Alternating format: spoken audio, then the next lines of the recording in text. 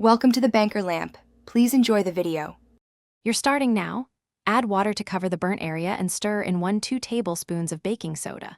Bring the pot to a gentle simmer for 5 to 10 minutes. This loosens carbonized food by softening and raising pH. Once boiling has stopped, let it cool slightly so you can safely test with a wooden spoon. Scrape lightly to lift softened debris. Make sure to avoid metal scrapers on non-polished stainless. You want to remove material, not scratch the surface. Once most loose bits are gone, pour out the water and add about 1 cup of white vinegar to the remaining residue. Bring that to a brief boil. The acid helps break down burnt sugars and oils.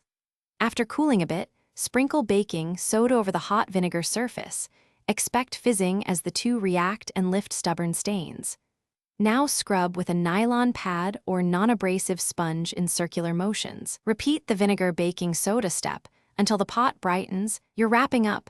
Rinse the pot thoroughly and dry it immediately to prevent water spots. Then buff the interior with a soft cloth and a drop or two of neutral oil to restore sheen. If a black ring or stuck spots remain, apply a thick baking soda paste, let it sit 30 minutes, then scrub gently.